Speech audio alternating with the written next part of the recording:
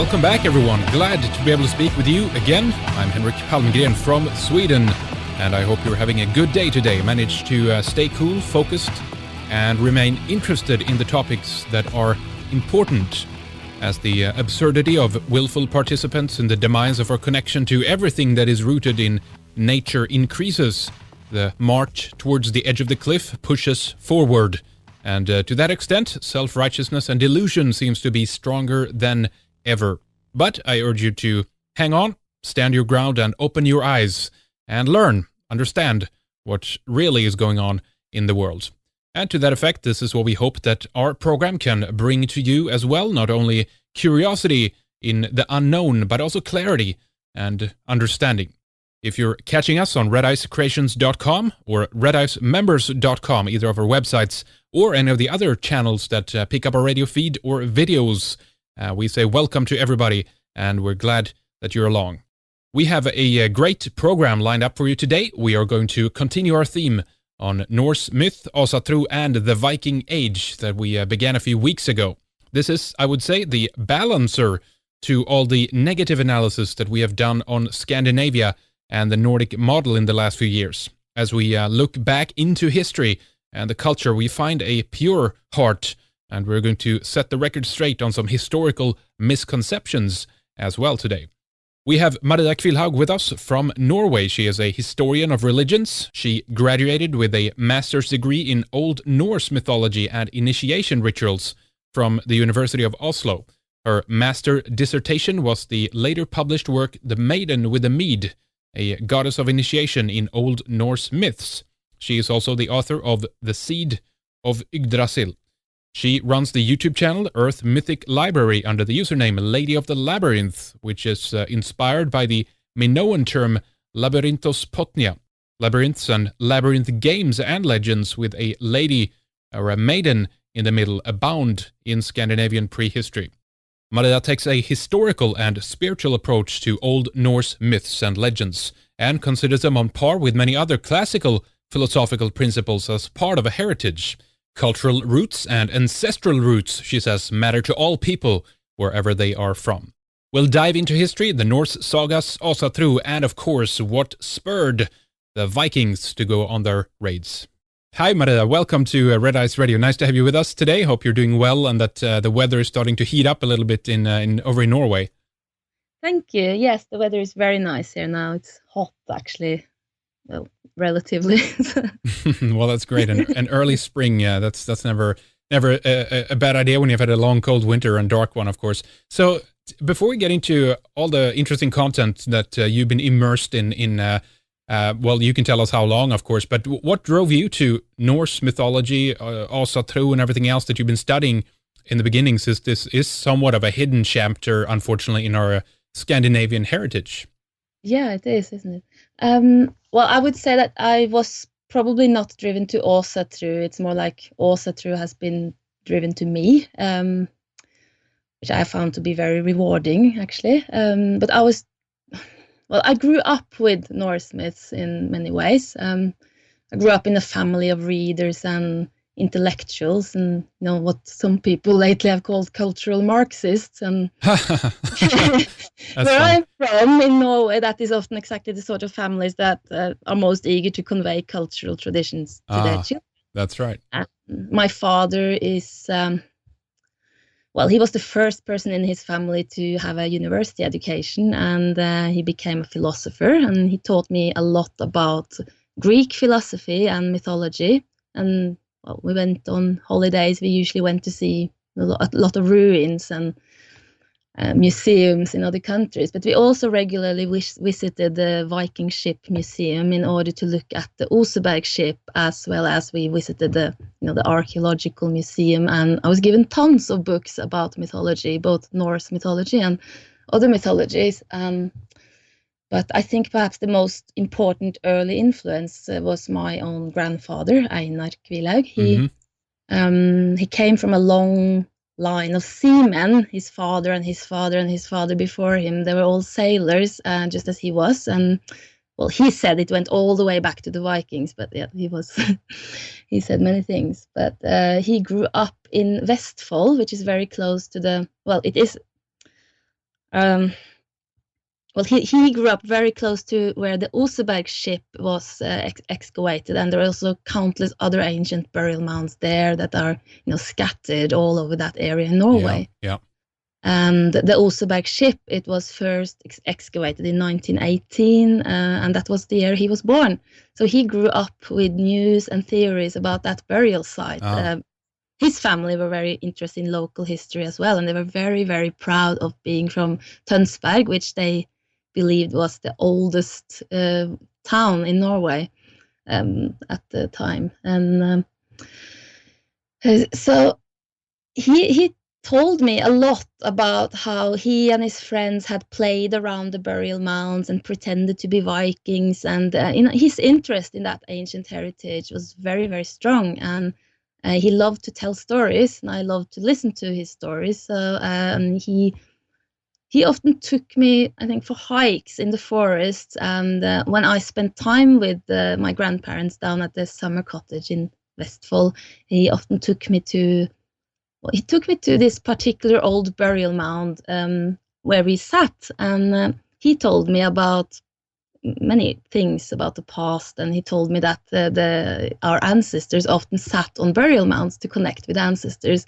and he let me think. I was a child, so he let me think that the grave belonged to a Bronze Age queen who was probably my ancestor, and I used to think about that mound as the grave of my great great great great great great grandmother. So of course, people called him, in Norwegian, they called him a skrønmaker.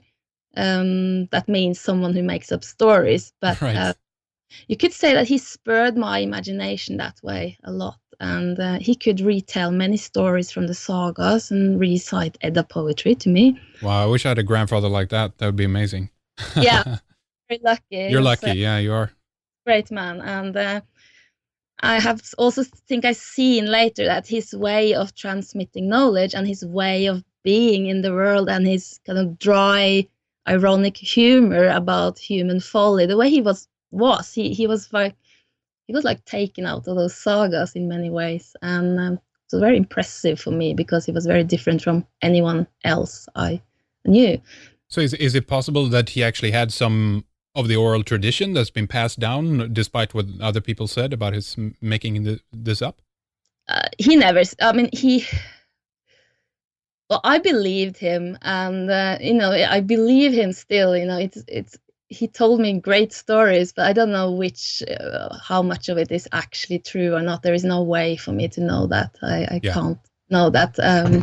But I know that he knew a lot about these things, and that if he told me these stories, he was making me interested by using ways of telling, like making it relevant for me, like, this is your ancestor. Wow, this is my great great great great grandmother. That was amazing for a child to think like that, and sure, spurred my interest a lot. So even if it wasn't true, I think that it was very useful for me to believe that. And yeah, and he also, when he died, the day he died, I was actually the last person to see him,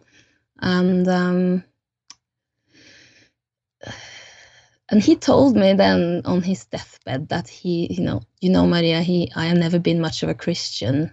I hope there will not be too much preaching in my funeral because I had that in my life. That's funny. And he said he didn't know exactly what he believed about the afterlife, but he thought that he said that, I think perhaps I'm more of a heathen at heart, he said. And he told me this because he also told me that he had dreamt of a shining bright tree where all his family and friends and his ancestors were waiting for him. And he thought perhaps that was where he was going. And yeah, I suppose he represented to me a link to the past. Wow. So that was the first thing. But at the time he died, I had already begun studying Norse mythology, and he was very proud of that, very happy to see what I was doing. Yeah.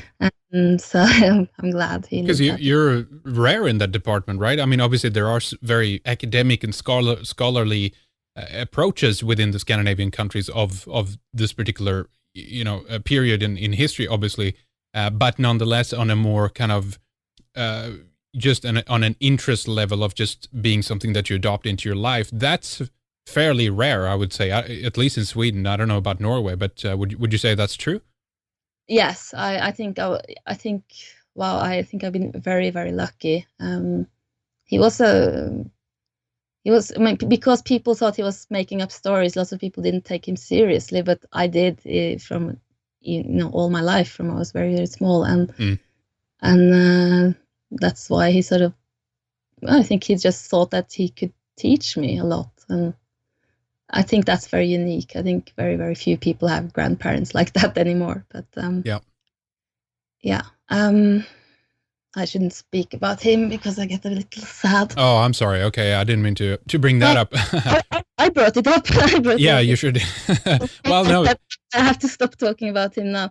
But there was I had a sort of rediscovery, because his way of teaching me was just an integral part of my life, and I didn't really think that consciously about it. And I sort of had a lot more international approach to these myths. Not the Norse myths, but there was a long time when I studied world heritage, and I sort of left. I'm a woman, and I was very interested in, goddess lore and women's history, and that was sort of what spurred me. And I had this impression that Norse myths were a lot more, masculine, and so I didn't look at them for a long time, and then I rediscovered them, which was quite interesting.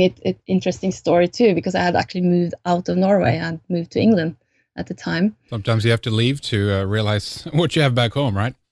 Yeah, exactly. It was probably that. I had left Norway and moved to England to study art, and yeah, I had somehow not really studied my own mythical heritage for a while, but I lived in this collective with lots of students from all over the world, and exactly because we were all exiles and all from different places, we started to talk a lot about our home traditions. And I realized that I didn't really know that much about my own traditions at the time. And they were sitting there. There was this Japanese girl. She made this gorgeous Japanese dinner and, showed us, we started to have these evenings where someone would make food from their own country and talk about it. And I felt a bit, why do I not have this? Yeah, isn't that interesting? Very indicative of what has happened, I believe, in Scandinavia. I don't want to get too political here, but I think that there's a lot of things involved in the fact that we've kind of turned on our heritage. So that's very indicative and interesting. But please carry on the story. Yeah, I think I knew I had to sort of start to dig very deep to remember. And then I started to remember that my grandmother taught me lots and lots of songs, and that my grandfather, he taught me all these things. I started to remember these things at least. And one day, actually, I walked into a bookstore, and suddenly that was a very fateful day, because someone had in the bookstore had put out the Poetic Edda in English translation, the Caroline Larrington translation, and it was staring me right in the face when I came into the bookstore, and I was like, wow, they have this here, because I didn't think that the Edda poetry would be known, in country, and I was like, wow, it's translated into English. So I bought it and took it home and started to read it, and it was so different from what I sort of remembered. It was so much more to it, and I had a bit of a mystical experience with that book, because I started to read it, and I had began having dreams, and and I had this. It was like being called, I had a drive. I mean, not. There was this extreme interest in. I really, really, really wanted to understand what they were doing. Yeah. Here. Oh, I definitely understand that. Yep. Yeah. Yeah. So it's a drive there, and something kind of pulled you into it, and you that kind of awoken something in you, I guess, right? Yes, definitely. And in the beginning, because I was into this goddess lore, I was looking very much out for that. That was something that drove me on a while, because that was also a personal thing, actually, because I I felt a bit left out in this world, that I didn't feel like I fit in with what women were supposed to be in our time. Um, it's like, I don't know what I can say about that, but I think that many women who are into spiritual legacies, they might find themselves quite underrepresented. That is, something was lost, and I felt as if I had been left out because I was a woman, and I reacted very strongly to that. And I didn't fit into the modern ideas about being a woman, where on the one side we were supposed to be exactly equal and the same as men in every way, and on the other side we were supposed to look like sort of Barbie dolls and be sort of super women. And most other women my age, or girls at the time, were extremely concerned with their appearance and criticizing themselves for being too fat or something. And for me, when I went into Goddess Lore, it was not so much about politics or feminism, but about spirituality and being a woman, perhaps. And I realized when I looked at the other girls that they were not that, they were not so much suppressed by men as such. They were more harassing themselves all the time, and they were ganging up together to agree about their own self-harassment. And I heard all the time, "Look at me, I'm so fat. Oh no, look, I look so fat in this outfit. Oh no, you are not fat. I'm the fat one," and almost arguing about who was the fat one. And I feel so bad about eating that chocolate, and it was quite horrible to. I mean, for me, it was very, very bad. I took it very seriously, and I thought it was very, very sad to watch. And I bet. Wow. I even tested out how they would react if I gorged down a Snickers king size in their presence. That's funny. About it, and not even saying once how I should not have eaten that chocolate. But right. And they were shocked. I mean, you live in a world where people are shocked if people say that they like to eat the chocolate. Oh my God. I mean, I don't know that many people like that anymore, but this was what I saw in when I went to school and things. And reading all these glossy magazines crammed with diet tips and images of how you were supposed to look. And I'm just sort of glad I had the self-esteem I had, because any other girl would probably have succumbed to that sort of oppressive prison thoughts and started whining about their calories and all that just to fit in. Right. And obviously, to me, these modern girls had been told all their lives that they were equal to men, but they had not been taught to cultivate actual self-respect. And it is very hard for people to respect those who do not respect themselves. And so that was why this was important to me, because when I was then that age, when I discovered those old goddess traditions and the existence of ancient cultures where women had a different standing, I would just say that I really do recommend giving a lot of books and stuff about goddesses and resourceful women in history to your daughters if you want them to grow up feeling good about being women, because I was very happy about it. So I just felt a bit alone.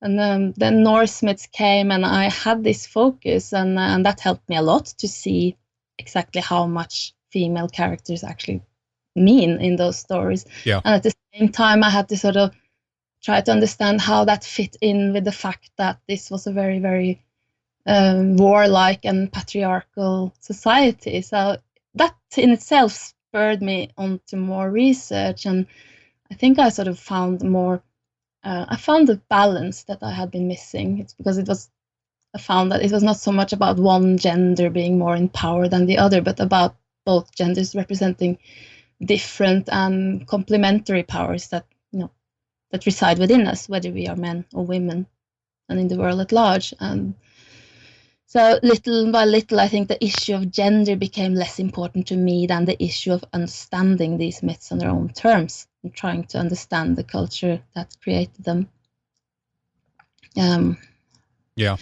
Because what I was discovering was that we have here deeply philosophical and spiritual messages that in these myths, but they seem to be at odds with the general image of Vikings and their culture. Right, exactly. This is usually presented as very primitive and brutal. So yeah. So how did you go about kind of sorting that out, and what did you find out? Because just as you say, you hear very much about a contradiction in terms of, as soon as you begin studying it a little bit, you realize that, wait a minute, there seems to have been an equality there in place, a kind of a natural equality where the roles aren't necessarily kind of skewed or politicized in the sense that they are today, of course, for purposes of ultimately control, as you described with the how we see women grow up today with the self-esteem issues and everything else. But we hear traditions also on the top of that, then that we have a tradition of both free men and women within Scandinavian culture. We have stories of the shield maidens, the Volva, the kind of the seeresses and everything else that seems to have been tremendously influential, that actually guided a lot of the decisions that the male patriarchal society that you talked about very much kind of took into account as well, right? So what did you find out? Yeah, I found this okay. So we can't speak of equality. I think it was a very hierarchical society, and I think that women generally ranked a little lower than men, although there were, of course, exceptions. But what I see in these stories, in everything, is that these women had a lot of self-respect and self-esteem, and that they were taken seriously. They could, what is the tragedy with the later development with Christianity and things, I think, is, well, not only did women have less rights with when Christianity came, because women had a lot of rights protecting them, even if they were not equal. But the Christian religion introduced a view on women and on the body and sex that was very, very negative. Yes. And the difference, I think, is that they didn't have that. They didn't have this negative view on women. They thought that women were, well, obviously not all women are wise, but they thought that women could be, also women's intelligence was not underestimated. Exactly. They were heard. And I don't think people would have noticed because everybody, both men and women, had to do a lot of things out of duty in those days. There was a lot of duty calls, and so I don't think women felt that they were being, oppressed, or that they were being lesser because they had to do their duty just like everybody else did. But instead they cultivated this strength within, that they were strong. They didn't take any shit. They were, and they were taken seriously too. The men respected these, the Norsemen, they respected their women. So it's a very, very crucial difference, because we live in a time where people are more equal and where there is less rank, but also we see a lot of people, both men and women, with very low self-esteem in our days. And I think that's a very big difference from our time and theirs. Well, definitely. I would even say that the equality that we hear about, it's all theatrics, is all very peripheral, and it's all about very rudimentary or very kind of peripheral, very basic stuff, basically, that doesn't have as you say, a kind of a deep, profound impact on the people who are living in these times. Because I think the cultural tradition at the time, we have to keep in mind as well, is based on survival. I mean, a method was built up where you had to have a structure within society where things actually were in its place, because if things fell out of line, you could literally you're gambling with the entire lives of the tribe, right? There's a reason for why this happened. It's not someone who sat around a table one day and said, I'm going to find out a way to control everybody and create a hierarchical society because I just like it. You see what I'm saying? It's like it was based very much on a survival mechanism that comes out of an early period where mankind was living at the brink of extinction, Exactly. That's it. They had to have this sort of organization. I think we won't understand them properly if we don't understand that they had a warrior culture, and because they were always under threat of violence and war and invasion and slavery. So they had to be strong, and they had to build up a society where everybody cooperated to keep safe and have a good life. They were very fond of peace. Actually, they always prayed for peace. That's a very, very important prayer, to pray for peace. But so it's not like they wanted to have war all the time, but they knew that that was just a fact of life, and they had to be organized that way. And I think we might understand them better if you think that they're a tribe in those times. It was not just a tribe; it was almost like an army. Yes. Everybody had to play their parts, and everybody had to sort of be, take. What do you say? Yeah, fulfill their roles, basically the tasks that they were given within Yes, that society.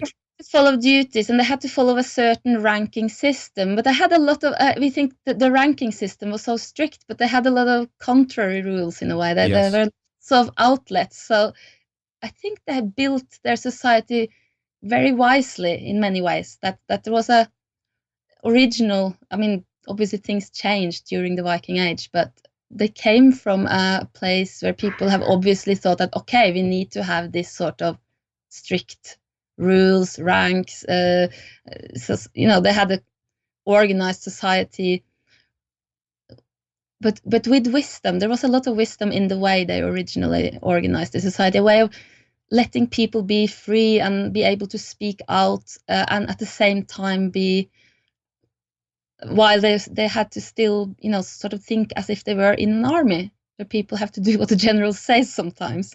That's just how it was. And I don't, as I often say, I don't glorify this age. I don't think, I mean, it's quite harsh, but I think what we feel is attractive about this, that sense we get when we hear their words and we read their stories, and you get this feeling that these people had this, wow, they respected themselves, and they accepted the totality of being human in a way we don't do today. And I think we miss that a bit. So I'm all for equality. I didn't mean that by saying, I don't mean that it's better to have that, this or that. It's just that I'm saying that we may, like I was in the beginning, I was a bit blinded by the fact that, oh shit, these people were very patriarchal and very warlike, and I can't really stand for this. But then I had to try. I tried and tried to understand, and then I started to understand the logic that in it, and I started to realize that in many ways they were more free than we are today,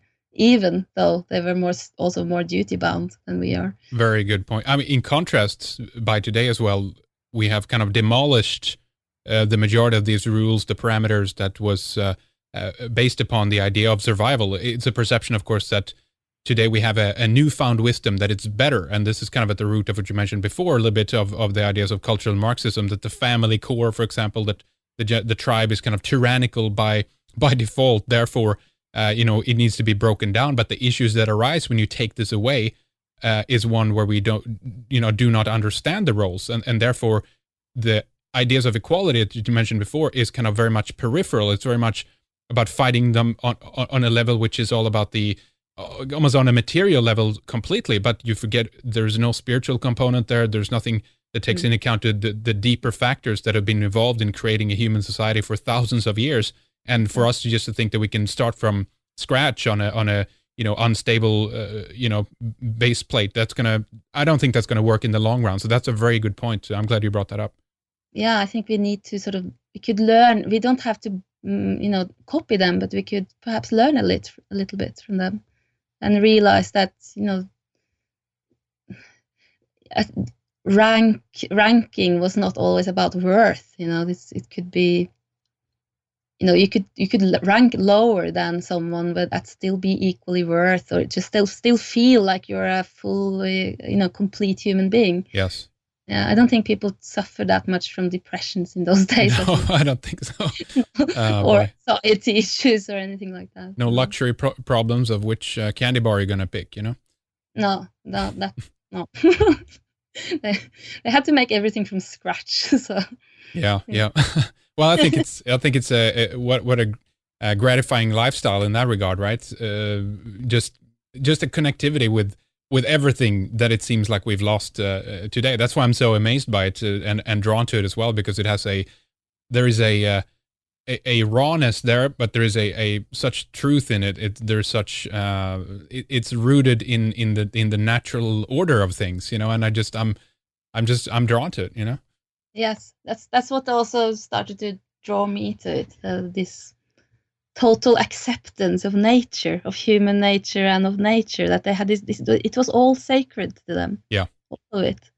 So they had the honor codes, very, very important. I mean, honor was very important to them. So that probably helped them a lot in, in dealing with each other in a nice way as much as possible. But still, they didn't feel sinful, and I think they were very just that, not feeling guilty or sinful or worthless. That's something they have to teach us, I think.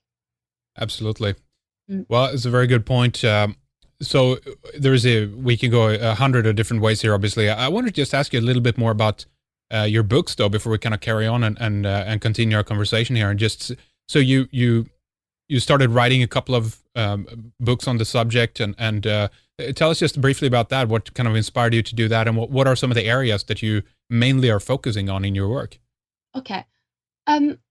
I always wanted to be a writer. That I knew that when I was a child, but I didn't actually write anything like big before I wrote my master dissertation, and that was a thesis for my master graduation at the University of Oslo, where I had studied cultural history, religions, and Norse philology, Old Norse philology. And my thesis was called "The Maiden with a Mead, a Goddess of Initiation Rituals in Old Norse Myths." So, so in this work, I wrote about how it is possible to detect a structure of initiation rituals in almost all the Edda poems, and that most of these rituals this structure follows a particular pattern of seeking visions, having visions, going into the underworld, facing trials down there, and then finding the abode of a golden woman who serves a very precious kind of mead. And this mead will allow the hero or the initiate to be restored to life with new knowledge and new skills, and often a new title to go with it. So it was about initiation rituals and how these are reflected in Norse myths, which means that it was a very powerful argument for the fact that these myths have very deep roots in pagan heathen lore, because there has been a big discussion in the academic world about whether the Edda poems are, genuine heathen sources or just invented in the medieval time. And I think that the fact that these myths actually follow a structure of initiation that just could not have been invented by Christian people in the medieval time, because they wouldn't have known these things, and they would not have felt, allowed to be to write about these things. So I think it's an argument for Edda poetry being actually genuinely pagan in origin. Interesting. So Snorre Sturlason, he wasn't just making it up as he was going. That's the point there. And if that was the case too, he would have, if he was writing it primarily from a Christian perspective, I think he would done more to slam it and talk about it in a negative connotation, I would think. Yeah, but it's very good we had this discussion in the academic world, because there have been so many good arguments put forth by many others than myself for why the Norse, why these Edda myths are quite genuinely heathen. Of course, there could have been some changes during the time when they were written down, which was later, but for the most part, it's all those who now study these myths seriously on a university level and who write books about it, they are very, very clear about that. So I'm very happy that, I contributed to that in my own way, but I don't know if anyone has noticed that. Because my thesis, it was accepted, and I was told that I had proven my point to satisfaction, but to my confusion, there was no actually interest in letting me continue that research. So interesting. So who was reviewing this? What was it? The University of Oslo? Yes. Yeah.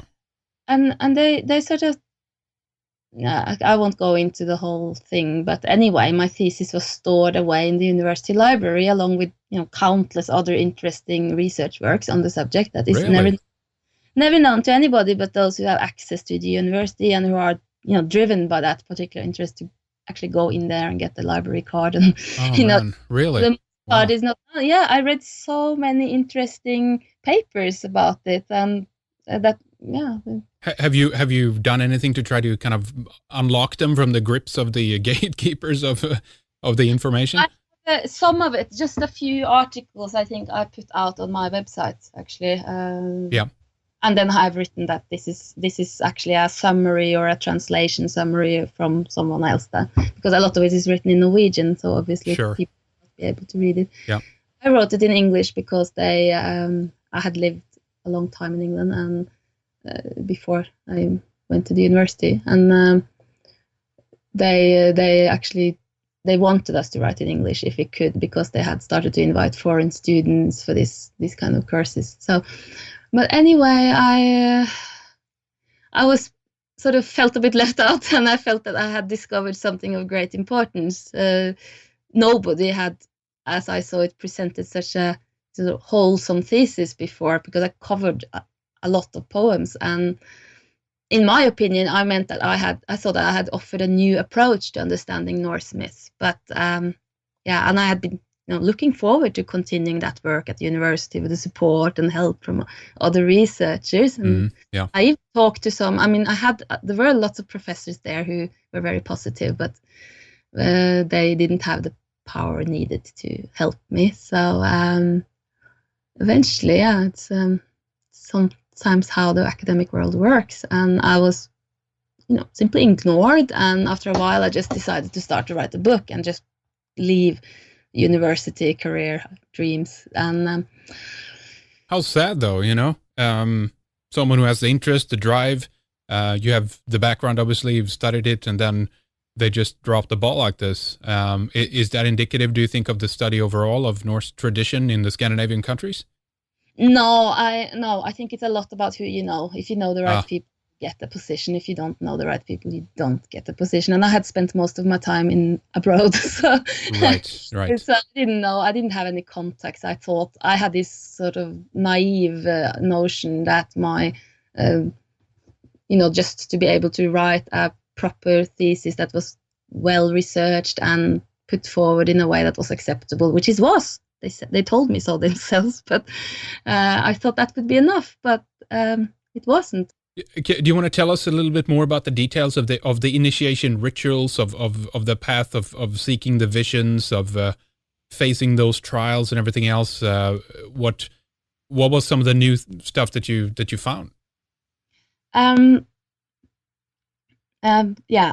Well, I looked at for I began starting to try to prove that shamanism had this very important place in Norse hedonism. But when I was trying to look for shamanistic elements, I found that it didn't. It was there, but when the elements were there, but they didn't complete the picture, basically. And I started to look for something else, and then I discovered this figure that kept appearing. That was the woman who serves the mead. That's why my thesis is called The Maiden with the Mead, because she was there, and whenever she appeared in a story, there would be the same procedures happening. And it was, I mean, they're very detailed descriptions, and they're very, very varied. There's a lot of variation, so obviously people didn't do exactly the same thing, but they followed a similar step-by-step procedure, which would start with the vision quest.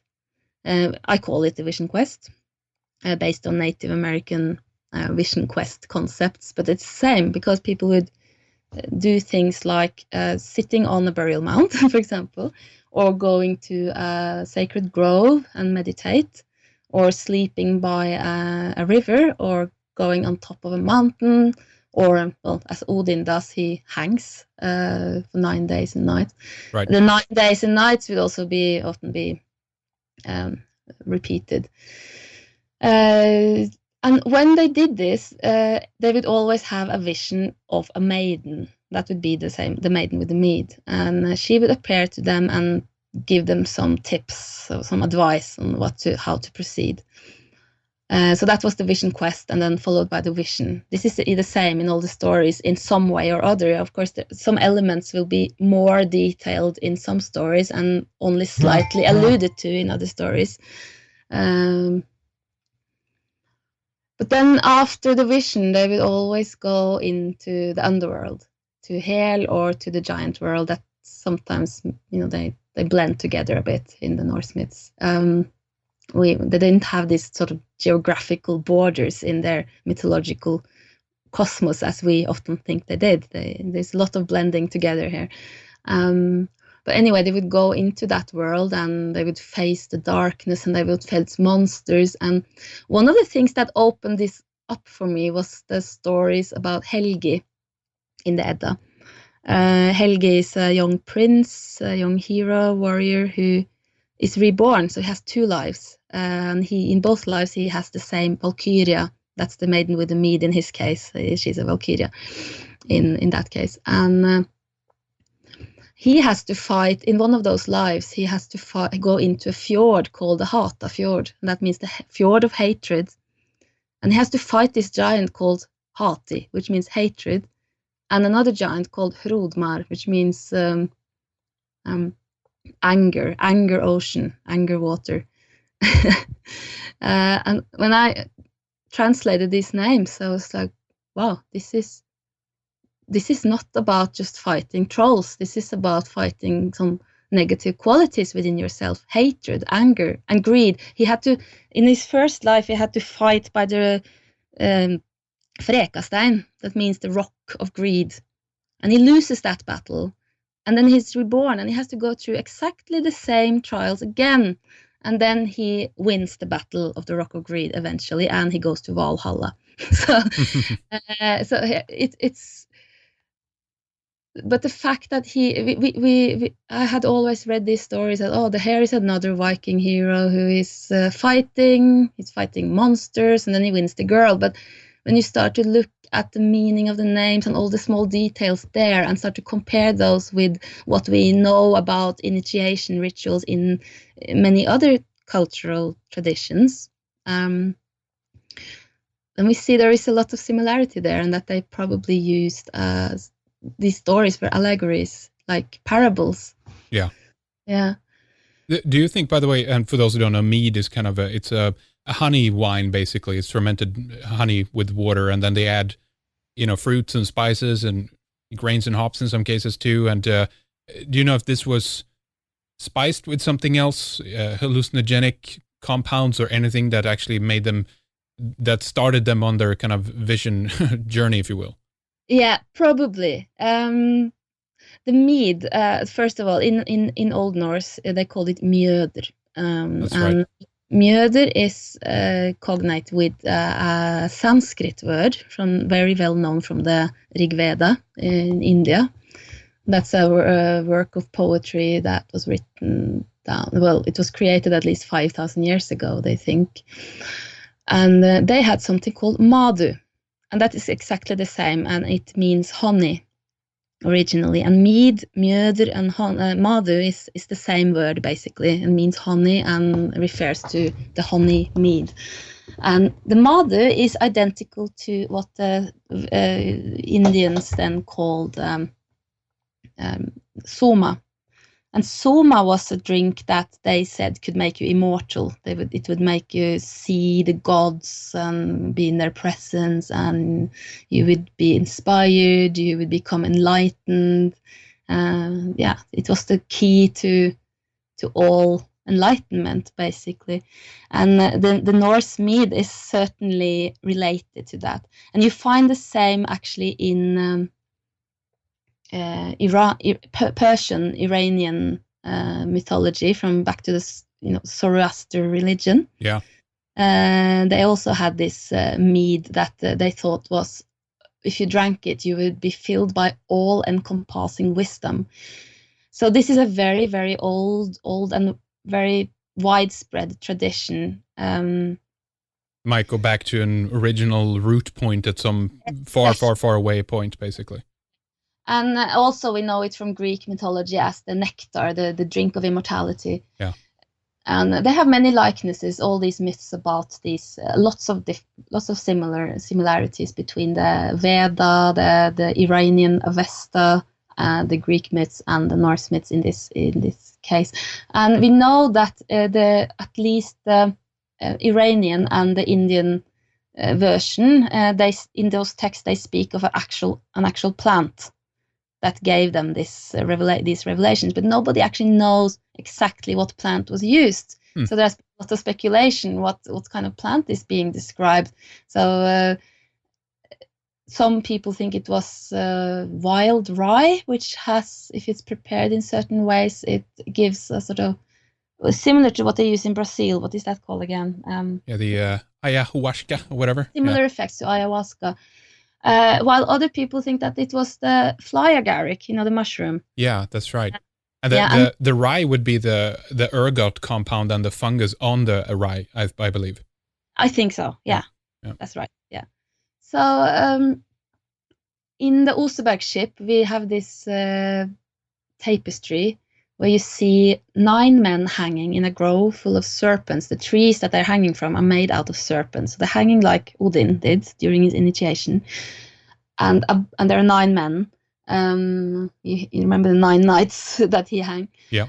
Above that grove of trees where men are hanging, there are 3 women figures. And beneath them, these women, in between the women and the scene of sacrifice or initiation, there is an image of the fly agaric, a very big one.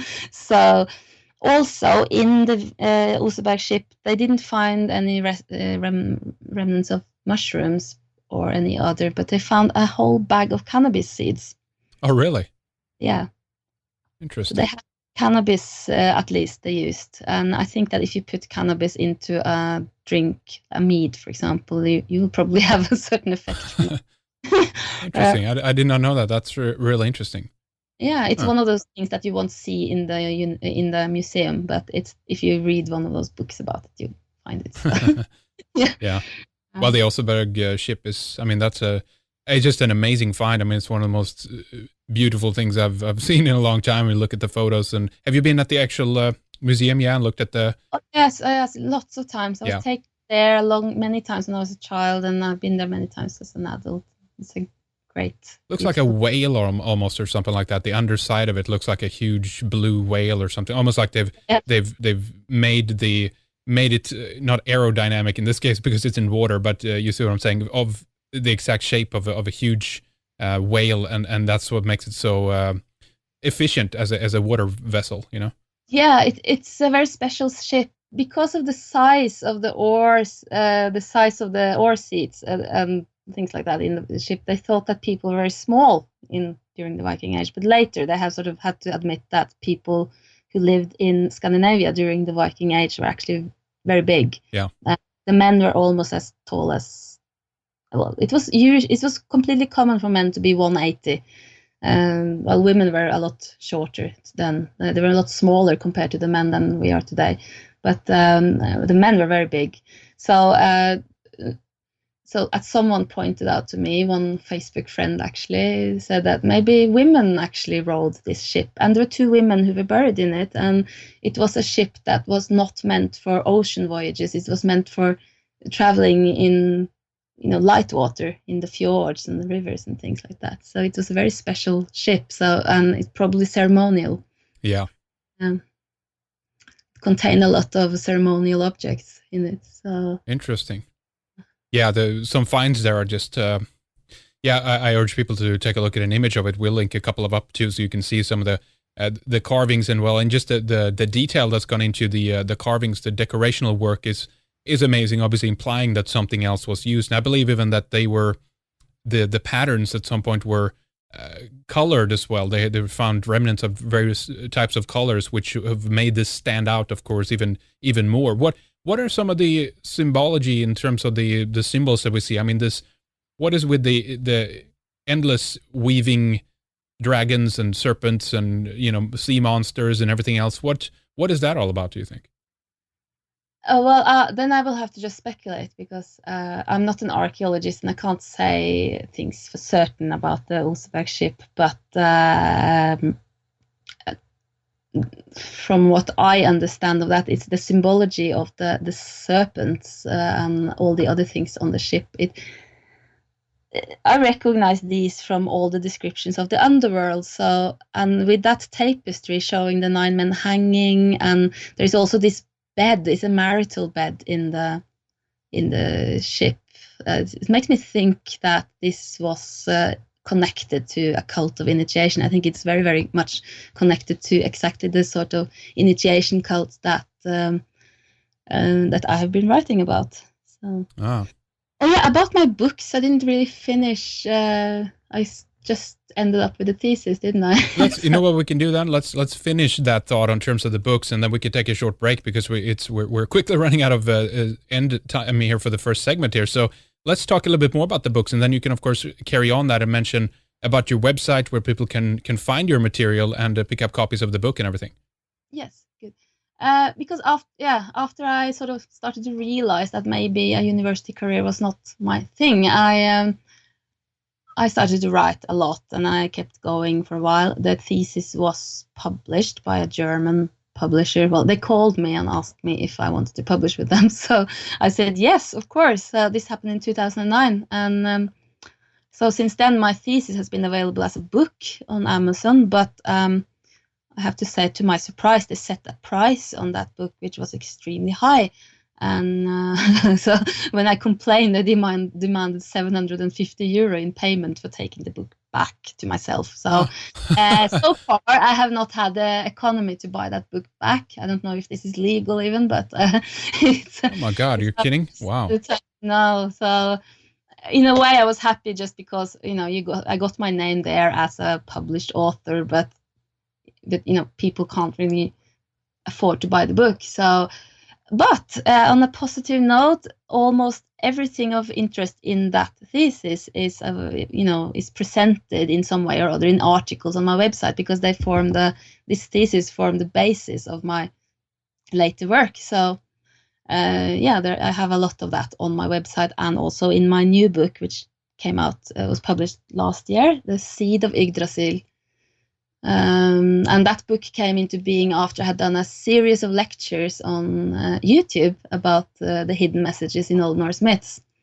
I started doing that because I was sort of brimming over with information. Eventually, I had studied this for so many years, so seriously, and I just had to share eventually, because I'd finally, after so many years, I started to feel that I had something to share. And I had such positive feedback from presenting my work on YouTube as lectures and things that I learned a lot from that. And well, then the book came. And now I have moved on to writing a novel series. The novel series is called Blade Honor, and it's actually about the Oseberg ship. Eventually, it's going to be about the Oseberg ship, because it's about one of the women who were buried in that ship. But it starts out, the first book is called The Hammer of Greatness. It's already out on Amazon and as ebook. And so it's an historical fiction work about the life of the Oseberg priestess. And it begins in the Baltic, just before the so-called Viking Age begin. And I want to try to describe Old Norse culture through this series, and I want to try to describe their religion, and I want to describe the various reasons for the Viking Age and what was really behind the Viking attacks. Well, why don't we? Yeah, if there's anything more you want to add to that, definitely let's do that. Otherwise, I definitely want to ask you more about that very question, because that's been pondered upon a lot, of course, of what was the incentive for the raids and going out and doing it in such a way that they did. So that's something we could pick up on in the second. Why don't you give us some website addresses and everything else where you have it available, and of course you publish articles regularly. Give us the YouTube address as well, so people can see your videos. Yes, my website is freya.theladyofthelabyrinth.com. And my YouTube channel is called Lady of the Labyrinth channel. So, and I'm also Lady of the labyrinth in on Facebook, and I have some Facebook pages as well where it's, with my books, and yeah, a lot. I think that was everything. Very good. Yeah, definitely. I want to just give out that Freya, for those of you who do not know, Freya, Freya.theladyofthelabyrinth.com, and we'll have, of course, all the other the YouTube channel, the Facebook page, and everything else up so that you can find Maria's work easily from there. But yeah, let's take a short break here then, Maria. This is very interesting. I'm looking forward to continuing the conversation, so stay with us, everybody. We'll be right back with more.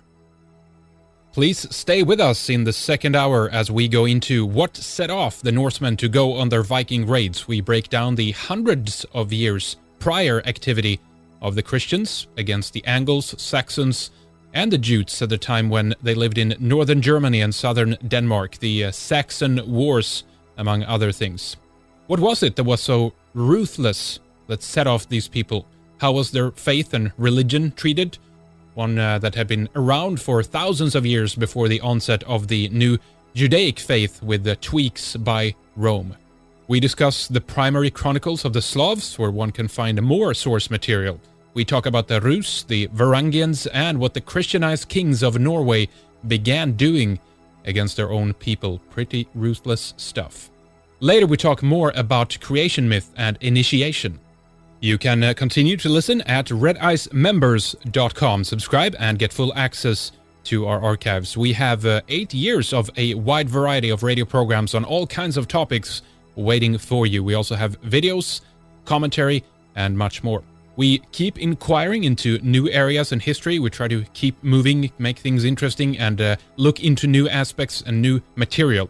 We also piece together the puzzle of our past and current times and everything that we've been asked to swallow for the sake of the manipulation and subjugation of our most fundamental basic principles. Please have a look around at redicemembers.com. You don't have to be a member to browse the archives. We have a growing number of fascinating topics. A subscription is about the price of 2 cups of coffee per month, and you can try it out with a 3-month subscription. We'll return on Friday with Daryl Hamamoto from the University of California, Davis, to talk about his book, The Servitors of the Empire, a very interesting perspective on New World Order theory and how the politically correct BS being pushed as the campuses around America play into the much larger agenda of a conspiracy of subjugation. Do not miss it. We'll be right back with Maria Kvilhaug for the continuation of our Norse and Viking series.